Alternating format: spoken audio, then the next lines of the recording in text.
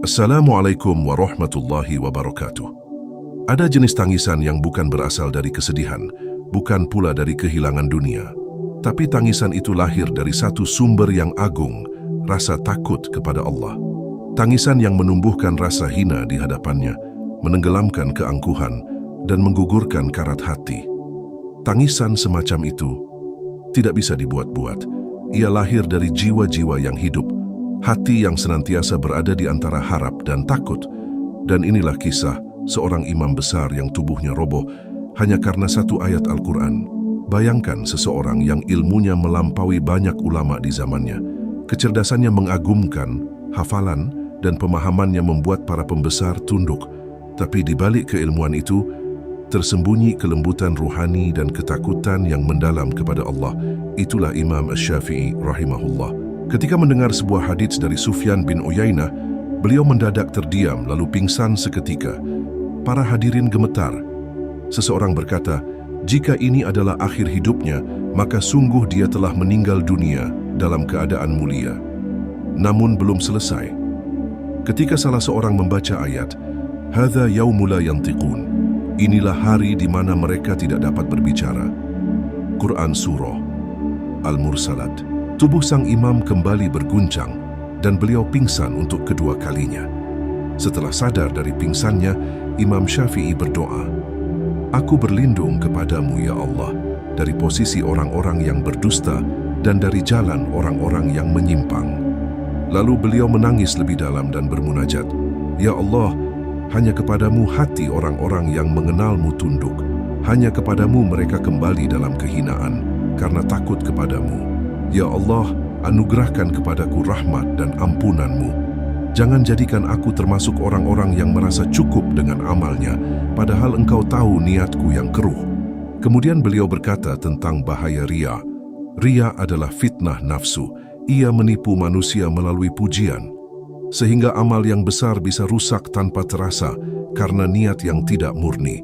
Lalu beliau melanjutkan dengan tanya yang menyayat, "Jika engkau mengkhawatirkan diri berlaku ujub, maka lihatlah, ridha siapa yang engkau cari? Nikmat apa yang engkau banggakan? Siksa siapa yang engkau takutkan? Dan keselamatan siapa yang benar-benar engkau harapkan?" Hari ini, kita hidup di zaman popularitas amal. Kebaikan bukan hanya dilakukan, tapi ditampilkan. Foto sedekah, video zikir, dokumentasi dakwah. Tidak semuanya salah, tapi tidak semuanya selamat. Karena tidak semua amal yang terlihat besar benar-benar bernilai besar di sisi Allah. Sosial media menjadi cermin niat. Apakah kita beramal karena Allah, ataukah karena ingin dilihat baik oleh manusia? Inilah zaman di mana pujian menjadi candu.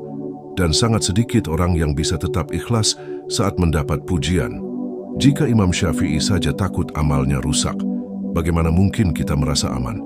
Jika beliau pingsan karena satu ayat, apakah kita masih bisa menangis saat mendengar ayat-ayat Allah? Jangan tunggu ajal untuk merasa gentar. Jangan tunggu kubur untuk merasa kecil. Kita harus merasa cukup hina selama kita belum yakin amal kita diterima. Imam Syafi'i mengingatkan kita, bukan seberapa banyak amalmu, tapi seberapa lurus niatmu. Wahai jiwa yang haus akan kemuliaan, sibukkan dirimu dengan memperbaiki niat, perbanyak amal yang tak terlihat, berdoalah dalam sunyi, bersedekahlah dalam diam, dan tangisilah dirimu saat kau merasa bangga, karena bisa jadi kebanggaan itu merusak segalanya.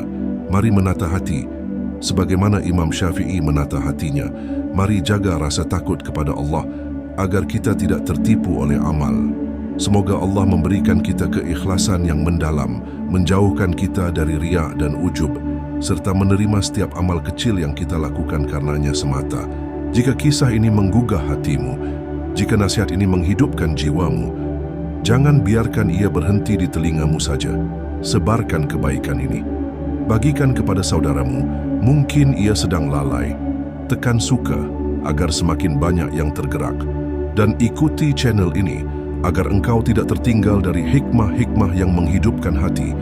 Karena siapa tahu, satu klikmu hari ini menjadi sebab hidayah bagi orang lain dan menjadi amal jariyah yang terus mengalir, bahkan saat kau telah tiada.